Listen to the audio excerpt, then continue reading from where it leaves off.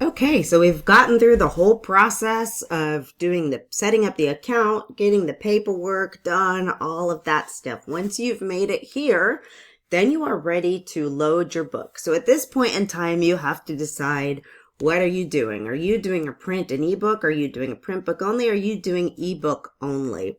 So this is entirely up to you and you have to decide at this point in time how you're going to distribute your book.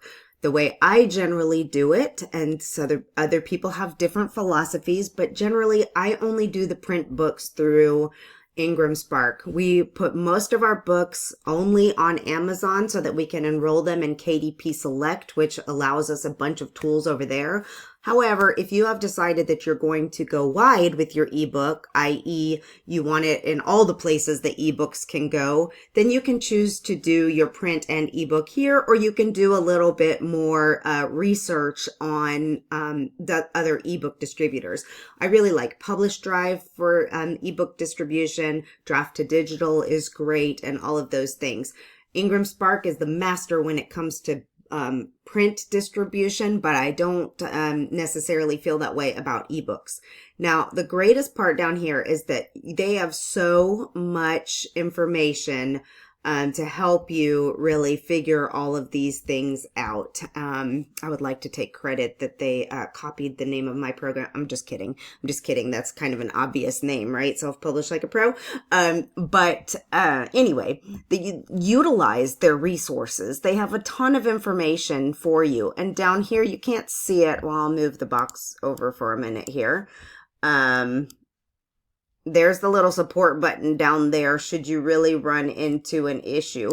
But utilize their resources and learn everything that you can, because, it's really important that you know what you're doing so you don't make mistakes. Because when people are upset with IngramSpark, it's generally because a mistake has been made in the process. All right, so all that being said, we're going to go ahead and do a print book only on this particular book. Okay, then it's going to ask you, do you have your files ready to upload? Yes, my files are ready. No, I want to see all the options, or no, but I will enter my title information and submit later. So that is an option if you're not ready with your files. I can't remember what screen we got stuck on last time, why I thought that option had gone away, but maybe it was because of the agreements, etc. But anyway, this is good to know. If you keep going through the process, you can still start filling out your information.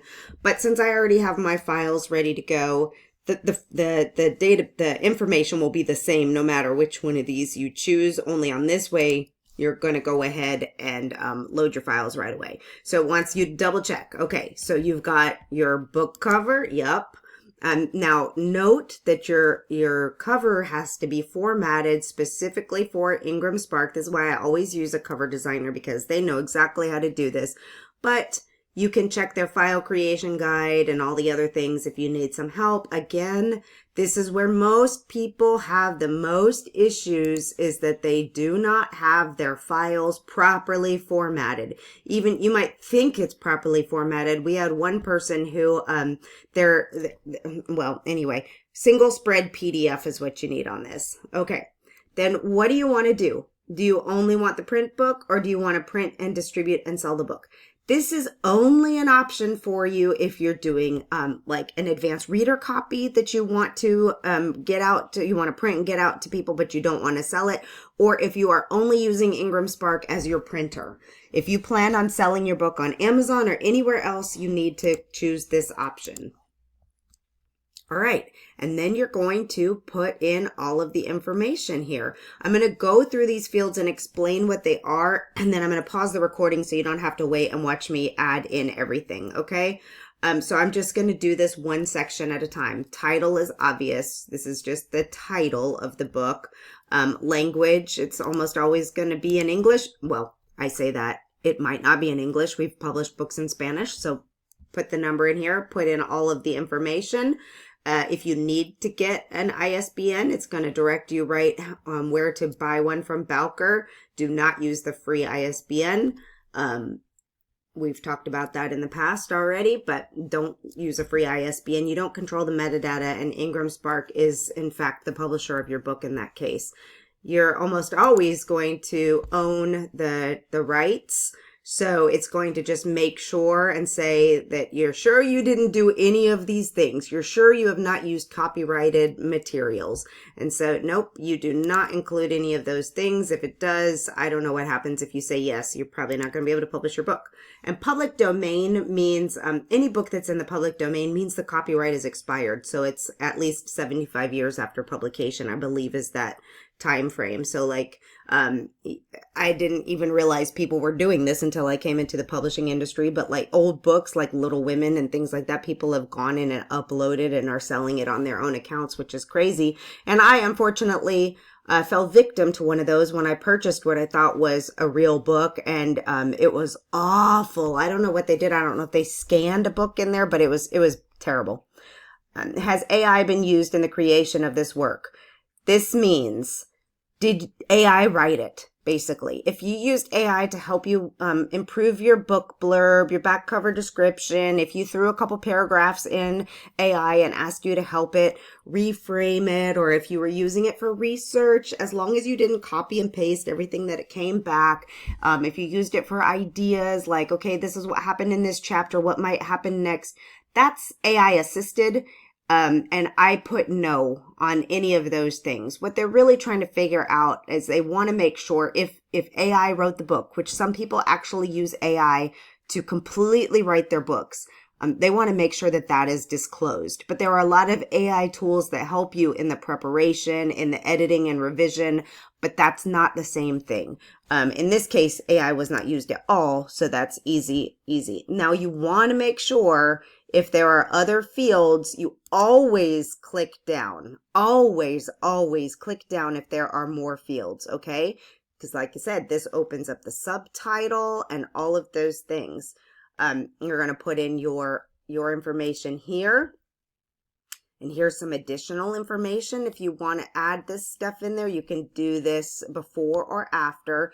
If you've got someone you need to contribute to, a co-author, an illustrator, if you want to highlight your editor, any of those things, if it's, read by, narrated, all those other things, anybody who played a significant role in here, you can add the contributor. And when you click down on here, it's going to give you all of the different options. And as you can see, there are lots of different options. Maybe you're doing an anthology. I don't know if it's recording this pop-up or not, but you've got, if it's not recording this, it's got abridged by, actor, adapted by, alto, soloist. I mean, all kinds of options. Compiled by, like if you're doing an anthology or something. So you can choose those things. Now your imprint, you do need to add an imprint here if you are using, well, there will always be an imprint. And if you ever have questions, literally click on the question mark, okay?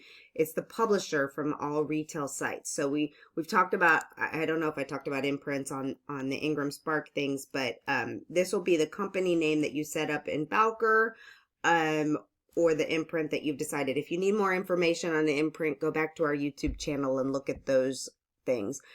If you've already created your imprint in Bowker, then you're going to enter in that information here.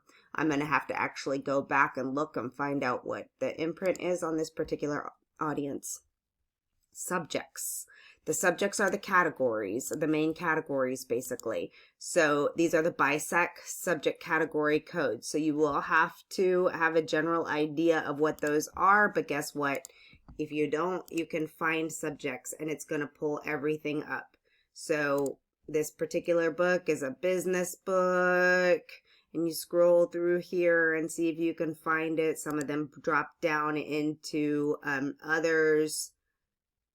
So let's see, we're going to grab this one, and you can add up to 3. Okay, I'm not going to go all the way through this here because, again, once you've seen it once, you know how to do the rest. But add your 3 categories and then your audience. Okay, here's the different audiences that you have. In most cases, your book is going to fall under the trade or general. If you young adult is this category, children's picture book falls under here. If you're doing textbooks, obviously, and if you're doing professional scholar, again, this doesn't mean like this means for like university press type things, okay? But trade in general is going to be the main focus on most of these. Again, there's a drop down box, so make sure you do this one. Especially for nonfiction, you're probably going to want to put in your table of contents, and some of this stuff can be added in later. So if you want to come back and add it, you can add it in later. You're not locked in. The theme of subjects is rarely used, and regional subjects rarely used as well. Those would be for very specific type books. And then if you have some review quotes that you want to put in here, like your Carcass review or a key positive review from and it says from people and publications known by, so key people in the industry, etc. Here's where you're going to put in your full description, then you're going to put in your full keywords, and then you're going to again put in a short description. This will show up particularly in marketing things, like when they have their catalogs. Once you're added to the catalog, it'll have a short description in there. So you can take the key points from your long description and just create a very short description in there. All right, so I'm going to go gather all this material and fill it all in, and then we'll proceed from there. Okay, quickly, I just want to show you how to actually add the imprint. I'm not sure if it's recording the box that popped up, but it just recorded a box right here that popped up that just simply says add imprint, and you click add imprint, and bada bing bada boom, it is there. Okay, so I've got everything in here. I've got title, ISBN, language, all the copyright and information, got the subtitle, the author's name, the imprint, 3 subjects, the select audience. You know what? I can put a table of contents in here. Why not? That's probably not a bad idea. Since it is a nonfiction book. I'm just going to grab and copy that. While I'm doing that, a great piece of advice is to have a document that has all of these things in it, because you'll have to add these things to a variety of places. So it's really nice if you have it in just one simple place that you can copy and paste all of your metadata. And we're early in the process, so we don't have any review quotes yet, but once she has those, we can certainly go in and add them. Then we've got our full description, our keywords, which you want to put in at least 7 separated by semicolons, and a short description. Y'all, it is really hard to only write 250 bytes. It's very, very short. But I took the long description, honestly, and I put it in ChatGPT, and I said, take this, put it in a short description of 50 words or less, and then I still had to cut it back. So it's probably 30 words, probably 30 to 40 words. I'm not going to count that, but anyway, okay. So then if you're not ready to continue, you just hit save and continue. Otherwise, you hit continue, and off we go. Okay, this is the key information about your book. Your trim size, of course, there are always boxes here that you can learn more on, and this will take you someplace else. Hopefully, if you already have your files, you already know what your book size is. So ours is 5.5 by 8.5. It is a black and white book. I would encourage you, unless you are doing a full color, like picture book, cookbook, journal, something like that, that you always do your files in black and white, even if there are some things that you think would be pretty in color, because if you choose color, it's going to charge you for a full price color book, and that gets incredibly expensive. And here's where you get to choose the kind of paper that you like. I almost never use white. I don't like the way white paper looks. It's very jarring on print on demand. So I almost always, for fiction and nonfiction books, choose cream on 50-pound cream. The eggshell paper, the groundwood, it's pretty, but it's going to be more expensive. And then, of course, you're going to choose whether this is your paperback, hardback, or other. And the only option is perfect bound, which just means that it's a glued spine. Okay, now here's where you get to choose. Do you like a glossy looking book, or do you like a matte book? In this particular case, because the cover is white, I like a gloss look, but for a lot of books, especially if it's darker colors, I like matte. This is totally a personal preference. I believe you can change that after seeing a print preview. So if you order a gloss version and you don't like it, then get matte, or you can order gloss on here and a matte on Amazon and see which one you like. Duplex enabled is almost always going to be no, but this means, do you want stuff printed on the inside of your cover? So you might have stuff printed on the inside of your cover, but that's generally for like children's picture books.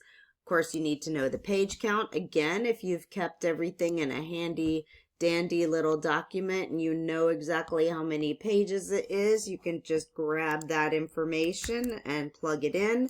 And the market is going to be United States. And the nice thing is then it's going to tell you right now what the print cost is per book, which allows you to go into this. Now, this is one of the most important pieces of this. I'm trying to decide if I should stop this recording here and have a separate book on it. Or second, well, I can always divide them and separate this one later. But this piece is so incredibly, incredibly, incredibly important. Okay. Now this is your retail price. So that should be a permanent fixture on retail price. We're going to put $16.99. It's a business book. She could be fine at $16.99 to $19.99, but for now we're going to put it at $16.99 and it'll auto generate all of the prices in the global market, which is great. Then it's going to show you what your compensation is going to be. Now, this wholesale discount, if you plan on having it put on Amazon or any place else, this number must be at least 50%. If you want your book carried in stores, like in stores, which is a very low probability, you need it to be at 55. So you can set it at 50 or 55. 55 is the trade retailer preference. That's generally what we do on these. It's another reason why you want it to be on Amazon directly, because then you don't have this, it's a lower discount here. But if you want it to show up on Amazon, the lowest it can be is 50 from what I've seen. That's not a hard rule. That's just what I've seen. And then in your European market, you can make this a little bit different. So I put the European markets at, or the global markets at 45. Don't ask me why. Sometimes I leave it where it is, but, you're most likely going to be seeing sales of your print book through Amazon. So, anyway, you can fill this all in. Or just pick trade. I don't know what Sharjah is. And Global Connect will put trade. Why? You can go in and you can adjust these and different things. Again, in most cases, your books are going to be print versions sold in the United States. Maybe the UK and Europe, well, and Canada is probably a good chance. But I don't know why it doesn't come up with a compensation for Canada. Okay. This part, I'm telling you right now, especially when your book is on pre-order, and for at least 6 months after, always put no. This is to save you from Amazon's algorithm ordering tons of copies of your books and then returning them when they don't sell after 90 days. Always, if you are a first-time author and really an indie author, I would always put no on this return. Now, hear me when I say anybody who's teaching you about selling to libraries and bookstores is probably going to tell you that you have to have this as returnable. That is true. But the reality is the likelihood of you getting into bookstores, librarians will buy it without it returnability. In some cases, that library markets are a whole different ballgame. But retailers are not just going to go in and buy your book, especially if they don't know you. So most times in the beginning when you're getting your books into bookstores, it's because you've cultivated a relationship with that bookstore owner and you're probably going to do consignment anyway, not through IngramSpark. However, if you're scheduling events with bookstores, you can certainly work with them and figure out the best thing to do, etc., etc. But please just listen to me. Even if you don't believe me, I've been through this a number of times. And if you have this as returnable, at least as of March of 2025, it's almost guaranteed that if you're doing marketing and Amazon is seeing a bunch of activity on your page in pre-order and up to 180 days after, their algorithm will go out and order copies of your book so that they can send it out, and they will get returned, and it can be very, very pricey. So if you have more questions about that, don't hesitate to reach out and ask me. But making this not returnable, it still will put it on the digital retail sites. So someone can still go to barnesandnoble.com and look for your book and buy it. They can still go into the store and request it. And the store will buy it for them and sell it to them. Okay. So there's no harm in putting it at no returnability for most indie authors. Okay. Then you're going to just say that you agree to all of these. And it tells you with the no return, they can't return copies. And yes, what I just said, they're not going to go in and buy books if they're not returnable, but they're not going to be going in and buying your books anyway, unless you are famous and they're selling tons and tons of copies. And that's just not the most of us. Enable the look inside is a good option. Then they can get a sneak peek. If it's a large text edition, you're going to check that. And if you are an Arabic market, then you're going to check right to left. Okay. Listen to me here, right here. Remember how I said always, always show more fields. This right here, and I'm talking very loudly, so if you've droned off to sleep, you will hear me. Wake up. Okay, this is where so many authors get in trouble. Your publication date is the day you want your book to go live. This is April 8th in this case of the book. Now, if you just go on and continue and you don't click on this button, anybody else can buy your book between the time you hit approve your file and approve files. And then you must make sure that the on sale date matches this date, or any wholesaler can start selling your book as of the date that you approve this. So before your book is live. You do not want that. So your on sale date must absolutely match your publication date. I don't know how many times I've heard people say, I put the publication date of April 8th and they started selling my book in December. Well, that's because they did not change the on sale date to match the publication date. Okay, that's critical. Critical, critical, critical. Click down, make sure those two are the same.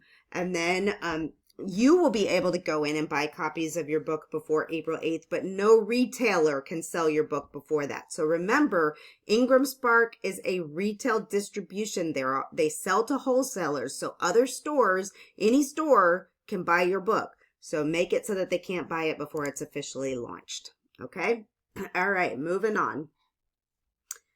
All right, and then this is the fun part. This is where you get to load your files. So again, hopefully you have put a folder where you've got all of your stuff. You can't see this, but I've got a folder here where I've got the interior file. So I'm literally just, doing what you do on a file. I'm grabbing it, I'm opening it, and it's loading my file. And then same with the print cover. You're going to go to the folder that you have your covers. Click on the folder and grab the file that your cover designer did specifically for IngramSpark.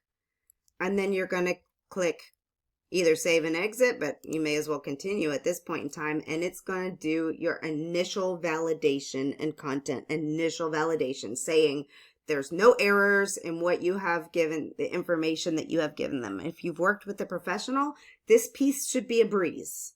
It really should. Watch an error come back. But I'm probably cursing myself here, but when I work with professional cover designers and interior formatters, there's almost never an error, and this is a piece of cake. Okay? Now, when I was doing them by myself, it was hell on earth. Because I didn't know what I was doing in the beginning, and I was having quite a bit of issues with it. So now it's going to give you the key details. It's 5.5 by 8.5. And you've got, let's see, you've got your ISBN and all of those things.